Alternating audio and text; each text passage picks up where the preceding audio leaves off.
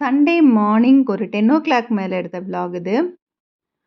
Morning டிஃபன்லாம் முடிச்சதுக்கப்புறமா இருக்கிற பாத்திரங்கள்லாம் wash பண்ணி வச்சுட்டு, கிச்சன் கொஞ்சம் கிளீன் பண்ணி வச்சுட்டு, சாப்பாட்டு அரிசி தீர்ந்து போனதுனால பாக்ஸ கழுவி வச்சிருந்தேன். ஸோ நல்லா காஞ்சதுக்கப்புறமா அதில அரிசியையும் வந்து கொட்டி வச்சுட்டேன். இதுக்கப்புறம் ஒரு சின்னதா ஹீலிங் தான் பண்ண போறேன். ஒரு 3 டேஸாவே பயங்கரமான ஃபுட் பெயின் பாதத்திலயும், பாதத்துக்கு மேலேயும் நல்ல பெயின். ஸோ அதுக்கு நல்லா ஒரு சூடு பொறுக்கிற அளவுக்கு, கால் சூடு பொறுக்கிற அளவுக்கு தண்ணி வச்சு, அதில உப்பும், மஞ்சப்பொடியும் போட்டு, அதில வந்து கால வந்து நம்ம டிக் பண்ணி எடுக்கிறது தான். நல்லா பாதத்த டிக் பண்ணி எடுக்கிறதுனால, அந்த பெயின் வந்து கொஞ்சம் கொஞ்சமா ரிலீஃப் ஆகும். இது டெய்லி 1 ஆர் 2 டைம்ஸ் வந்து வைக்கலாம். இந்த ஹீலிங் வந்து நம்ம நீ பெயின் இருந்தா கூட நம்ம வந்து இந்த மாரி வைக்கலாம். இன்னொன்னு பொதுவாவே இந்த ஹீலிங் பண்றது வந்து நம்மளுடைய பாடிக்கே வந்து ஒரு பெரிய ரிலீஃப குடுக்கும்னு சொல்லுவாங்க. ஸோ இந்த இத வந்து நம்ம அடிக்கடி வந்து ஃபாலோ பண்ணலாம். லேடீஸ்க்கு வொர்க் வந்து கொஞ்சம் அதிகமா இருக்கனால நின்னுக்கிட்டே நம்ம கிச்சன்லேயே அதிக நேரம் இருக்கிறோம். அதனால இந்த மாதிரி வீக்லி ஒன்ஸ் கூட இது பண்ணலாம். இதிலேயே லெமன கொஞ்சம் பிழிஞ்சு விட்டு, கொஞ்சம் ஷாம்பூவும் ஆட் பண்ணி, நம்ம ஸ்க்ரப்பர் வச்சு அந்த காலுக்கு வந்து அந்த பித்த வெடிப்புக்காக ஸ்க்ரப்பர் யூஸ் பண்ணுவோம்ல, அந்த ஸ்க்ரப்பர வச்சு நம்ம நல்லா பாதத்த வந்து தேய்ச்சி விடலாம். ஸோ இதுவே நல்ல ஒரு பெடிக்யூரா இருக்கும். ஹீலிங்லாம் முடிச்சதுக்கு அப்புறமா, அப்புறம் கிச்சனுக்கு வந்து வந்தாச்சு. சண்டேங்கிறதுனால இன்னைக்கு நான்வெஜ் எதுவும் கிடையாது. இருந்தாலும் கொஞ்சமாவது ஏதாவது ஸ்பெஷலா பண்ணணுமேங்கிறதுக்காக மஷ்ரூம் தான் வந்து வாங்கிட்டு வந்தது இருந்துச்சு. மஷ்ரூம் 65வும் அதோட எக் பிரியாணியும் பண்ண போறேன். எப்பவுமே மஷ்ரூம்ல ஏதாவது ஃப்ரை பண்ணணும்னா, நம்ம வாஷ் பண்ண உடனே வந்து எல்லாத்தையும் வந்து போட்டு பெசையக்கூடாது. அது வந்து நீர் கோர்த்த மாரி ஆயிரும். நம்மளுக்கு வந்து ஒரு கிரிஸ்பியே கிடைக்காது. அத நல்லா வாஷ் பண்ணிட்டு ஒரு 1/2 அன் ஹவர் கழிச்சு நல்லா ட்ரை ஆனதுக்கு அப்புறமா தான் நம்ம சாப் பண்ணவே செய்யணும். அதுக்கப்புறம் கட் பண்ணி நம்ம தேவையான மசாலா ஆட் பண்ணி, அப்புறம் வந்து நம்ம ஃப்ரை பண்ணோம்னா நல்லா கிரிஸ்பினஸ்ஸா இருக்கும். அது மட்டும் இல்லாம மஷ்ரூமோட மசாலாலாம் ஆட் பண்ணுறப்ப தண்ணியெல்லாம் நம்ம சேர்க்க வேணாம், தெளிக்க கூட வேணாம். மஷ்ரூம்லேருந்தே கொஞ்சம் ஈரப்பதம் இருக்கும். ஸோ அந்த ஈரப்பதமே நம்ம மசாலாலாம் கலக்கிறதுக்கு போதும். இந்த மாதிரி இருந்தால் தான் கரெக்டான அந்த கிறிஸ்பினஸ் வந்து கிடைக்கும். சின்ன சின்ன வேலைகளை பார்த்துக்கிட்டே அப்படியே வந்து இன்னைக்கு வீடியோக்கான கண்டென்ட்டுக்கு போகலாம். மேரீடு உமன் ஃபேமிலியை ரன் பண்ணுறதுக்கு எந்த மாதிரி விஷயங்கள்லாம் வந்து ஃபாலோ பண்ணணும்? ஃபேமிலியை ரன் பண்ணுறதுக்குனா ஒரு ஹாப்பி ஃபேமிலியாக வந்து கொண்டு போகிறதுக்கு என்ன மாதிரி விஷயங்கள்லாம் வந்து ஃபாலோ பண்ணணும்?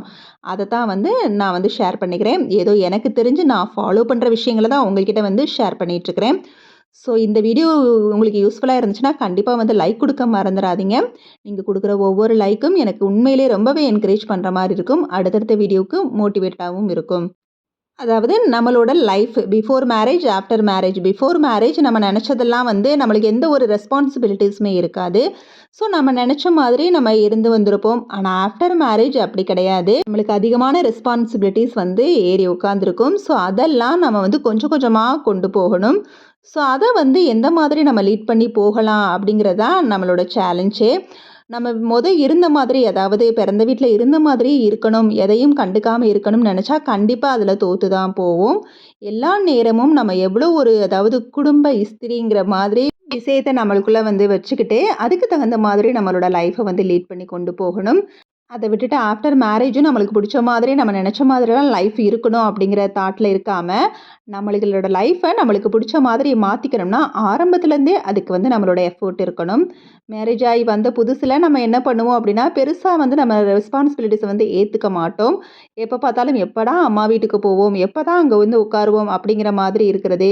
அப்புறம் ஃபோன் பேசிகிட்டே இருக்கிறது, கிடைச்ச நேரம் நம்ம அவங்கக்கிட்ட பேசுகிறது, அந்த மாதிரி விஷயங்களில் தான் நம்மளோட கான்சன்ட்ரேட் இருக்குமே தவிர்த்து, நம்ம என்ன பண்ண மாட்டோம் அப்படின்னா, பெருசாக ஃபேமிலி லைஃப்பில் நம்மளால் வந்து இன்வால்வ் ஆகவே முடியாது. இன்னொன்று, என்ஜாய் பண்ணணுங்கிற தாட் வந்து நம்மளுக்குள்ளே இருந்துக்கிட்டே இருக்கும். ஸோ அதிலிருந்து நம்ம கொஞ்சம் வெளிவந்து, நம்ம இந்த ஃபேமிலியை ஆரம்பத்துலேருந்தே எப்படி கொண்டு போகணும் அப்படிங்கிற விஷயத்த மனசில் வச்சுக்கிட்டு, நம்மளோட ஹஸ்பண்டை அதுக்கு தகுந்த மாதிரி எந்த மாதிரி நம்ம வந்து சேஞ்ச் பண்ணலாம் அப்படிங்கிறது வந்து அவரோட ஏர்னிங்ஸை வந்து நம்ம வந்து தெரிஞ்சு வச்சுக்கிட்டு, அதுக்காக எல்லாத்தையும் என்கிட்ட குடு அப்படிங்கிற மாதிரி இல்லை. இதை இப்படி கொண்டு போங்க, இதை இப்படி கொண்டு போங்க அப்படிங்கிற மாதிரி அவருக்கு வந்து கைட் பண்ணிக்கிட்டே இருக்கணும். ஸோ ஆரம்பத்துலேருந்தே அதை செஞ்சுட்டோம்னா, அடுத்தடுத்து அவங்க என்ன திங்க் பண்ணுவாங்க அப்படின்னா, எந்த ஏர்னிங்ஸாக இருந்தாலும் குடும்பத்தில் ஏதாவது ஒரு பிளான் பண்ணணும்னா கூட உங்ககிட்ட கலந்துக்காமல் அவர் எதுவும் செய்ய மாட்டார். பிகாஸ் நீங்கள் வந்து ஒவ்வொரு விஷயத்துலையும் கேள்வி கேட்பீங்க அப்படிங்கிற தாட் இருக்கும். இன்னொன்று, நல்ல எல்லா விஷயத்தையும் வந்து ஷேர் பண்ணுறதுனால அவருக்கும் ஆரம்பத்துலேருந்து அது ஒரு பிடிச்ச விஷயமா மாறி போகும். அதை விட்டுட்டு அவர் ஏன் பண்ணுறாரு, அவரே எல்லாத்தையும் பார்த்துக்கிட்டோம் அப்படிங்கிற மாதிரி எந்த ஒரு பொறுப்பையும் ஏற்றுக்காம இருந்தோம்னா கண்டிப்பாக வந்து ஒரு நாள் வந்து சஃபர் ஆயிடுவோம். அதுக்கப்புறம் வந்து அந்த விஷயத்தில் அவரை மட்டும் தப்பு சொல்லி எந்த பிரயோஜனம் இல்லை. அதனால ஸ்டார்ட்டிங்லேருந்தே ஏர்னிங்கும் ப்ளஸ் அதில உங்களோட ரெஸ்பான்சிபிலிட்டீஸையும் வந்து சேர்த்து மேனேஜ் பண்ணி கொண்டு போங்க.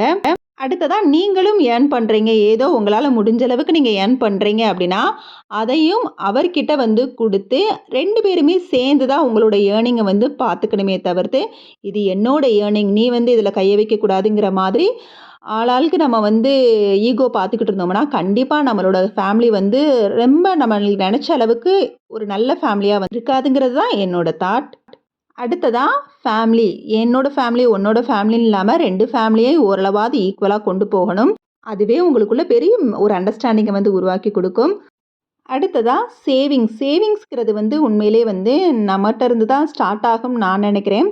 அவங்க என்னதான் ஏர்ன் பண்ணாலும் இந்தந்த விஷயத்துல வந்து நம்ம சேவ் பண்ணலாம் அப்படிங்கிற மாதிரி சின்ன சின்ன விஷயங்கள்ல கூட சேவிங்ஸை வந்து நம்மளால வந்து யோசிக்க முடியும். நம்மளோட சேவிங்ஸ்ங்கிறது ஒரு சின்ன சின்ன விஷயத்துலேருந்து அதாவது ஒரு உண்டியல்ல வந்து ஒரு ₹5 ₹10 எல்லாம் போட்டு போட்டு வச்சுட்டு அதுக்கப்புறம் வந்து ஒரு ₹100 நம்ம கைக்கு வந்துச்சு அப்படி நம்ம தனியா வச்சிருந்தா அந்த காயின்ஸ் எல்லாம் எடுத்துட்டு அதுக்கு பதிலா இந்த ₹100 போட்டு வைக்கிறது. இப்படிங்க மாரி நம்மளோட ஏர்னிங்ஸ் வந்து கொஞ்சம் கொஞ்சமா வந்து ஒரு சாதாரண ஒரு சின்ன சின்ன சில்லறைகள்ல இருந்தே கூட நம்மளோட பெரிய சேவிங்ஸை வந்து கொண்டு வர முடியும். அப்புறம் ஃபேன்சி ஸ்டோர் இந்த மாரி ஜவுளி கடை இந்த மாரி எல்லா இடத்துக்குமே நம்ம போவோம். அப்ப நம்ம ஒரு தடவ வந்து போறப்பயே வந்து ஒரு ஃபேன்சி ஸ்டோரா இருந்தா கூட கொஞ்சம் ஓரளவு வந்து நம்ம வாங்கி வச்சுக்கிட்டோம்னாலே, அடுத்து வந்து ஒரு 2 மந்த்ஸ்க்கு வந்து அந்த பக்கமே எட்டி பார்க்கக்கூடாது. ஒவ்வொரு தடவையும் நம்ம கொஞ்சம் கொஞ்சமா வாங்குறப்ப, அடுத்தடுத்த தடவ நம்ம அதிகமான பொருள் வந்து வாங்குவோம். ஒரு தடவ வாங்குறப்பயே வந்து ஓரளவு வந்து செட்டா வந்து வாங்கி வச்சுட்டோம்னா, நம்ம ஒரு 2, 3 மந்த்ஸ்க்கு வந்து அந்த பக்கமே எட்டி பார்க்காத மாரி நம்ம வச்சுக்கிட்டோம்னாலே, அதிலேயும் நம்மளோட ஏர்னிங்ஸ வந்து சேவ் பண்ண முடியும். ஒவ்வொரு தடவையும் ஃபேன்சி ஸ்டோர், ஜவுளி கடைங்கிற மாரி போயி, ஒவ்வொரு தடவையும் ஒரு 2 விஷயத்த பர்ச்சேஸ் பண்றது. அப்புறம் இன்னொரு விஷயம் பிடிச்சிருந்துச்சுன்னா, அத பர்ச்சேஸ் பண்றது. இந்த மாரி இருக்கிறதுக்கு பதிலா, ஓரளவு நம்மளுக்கு தேவையானது கொஞ்சம் ஒரு அளவு வந்து வாங்கி வச்சுக்கிட்டாலே, ஒரு 2, 3 மந்த்ஸ் வந்து அந்த பக்கமே போகாத மாதிரி நம்மள நாம பார்த்துக்கணும்.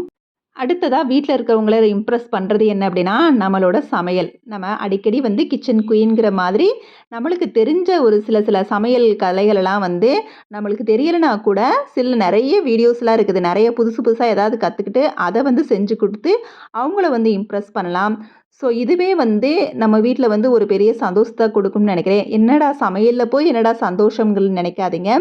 புடிச்சத அதாவது அவங்களுக்கு ஒரு வித்தியாசமா செஞ்சு குடுக்குறதுல வந்து ரொம்ப திருப்தி கிடைக்கும்ல நம்மளுக்கு. அத அவங்க விரும்பி சாப்பிடுறப்ப, உண்மையிலே பெரிய சந்தோஷம் தான் இருக்கும். அது மூலியமா குடும்பத்தில நெறைய வந்து சந்தோஷம் கிடைக்கும் தான் நான் நெனைக்கிறேன். புடிச்சதா இன்னைக்கு வந்து வீட்ல இத செய்ய சொல்லுவோம், அத செய்ய சொல்லுவோம், இத ட்ரை பண்ணி பார்க்க சொல்லுவோங்கிற மாதிரி, சமையல் மூலியமாவும் கண்டிப்பா வீட்ல இருக்கிறவங்கள வந்து சந்தோஷப்படுத்தலாம். அது மூலியமாவும் நம்மளோட வீடு வந்து ரொம்பவே ஒரு ஒரு நிம்மதியான ஒரு வீடா வந்து மாறும் நான் நெனைக்கிறேன்.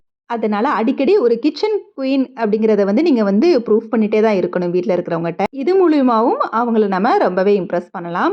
அடுத்ததா பணம் மட்டும் தான் லைஃப் அப்படின்னு நினைக்கக்கூடாது. இருக்குதோ இல்லையோ நம்மட்ட இருக்கிறத வச்சு நம்ம வந்து திருப்தியா இருக்கலாம். முகத்தையும் எப்பவும் சிரிச்ச முகமா வந்து வச்சிருக்கணும். எப்பவும் உர்ருன்னு இருக்கிறது வந்து வீட்ல இருக்கிறவங்களுக்கு ரொம்பவே வந்து இரிட்டேட்டா தான் ஆகும். ஸோ நம்மளோட கலையான முகத்த பார்த்து அவங்களுக்கு வந்து ஒரு பெரிய ஒரு திருப்தி கிடைக்கணும். இவங்க கிட்ட சொன்னா இந்த விஷயம் மாறும் அப்படிங்கிற மாதிரி ஒரு திருப்தியோட அவங்க வந்து இருப்பாங்க. இவங்கள வீட்ல போய் பார்த்தாலே போதும்டா நம்மளுக்கு நெறைய வந்து ஒரு ஸ்ட்ரென்த் கிடைக்கும் அப்படிங்கிற மாதிரி ஒரு பாசிட்டிவ் எனர்ஜிய தான் வீட்ல இருக்கவங்களுக்கு குடுத்துக்கிட்டே இருக்கணும். இவங்க கிட்ட போனாலே எந்த பிரச்சனையும் வந்து நம்மள வந்து காணாம போயிரும். அவ்ளோ தைரியம் குடுப்பாங்க. அப்படிங்கிற மாதிரி தான் ஒவ்வொரு விஷயத்திலயும் நம்ம நடந்துக்கணும். இந்த வீடியோல ஒரு மேரிடு வுமன் வந்து எந்த அளவுக்கு வந்து அதாவது பாதி விஷயங்கள் தான் சொல்லியிருக்கிறேன். எந்த அளவுக்கு வந்து இப்படி இருந்தா நம்மளோட குடும்பம் வந்து லைஃப்ப வந்து ஹேப்பியாவும், ரொம்ப நிம்மதியாவும் லீட் பண்ண முடியும் அப்படிங்கிற விஷயத்த ஓரளவு விஷயங்கள வந்து நான் ஷேர் பண்ணியிருக்கிறேன். கண்டிப்பா இது யூஸ்ஃபுல்லா இருக்கும்னு நினைக்கிறேன். இதுல ஏதாவது ஒரு நிறை, குறை இருந்தா கண்டிப்பா கமெண்ட்ஸ்ல சொல்லுங்க. உங்களுக்கு ஏதாவது புது ஐடியாஸ் தெரிஞ்சா அதையும் ஷேர் பண்ணுங்க. மறக்காம நம்ம சேனலையும் சப்ஸ்கிரைப் பண்ணுங்க. Okay, bye. தேங்க்ஸ் ஃபார் வாட்சிங்.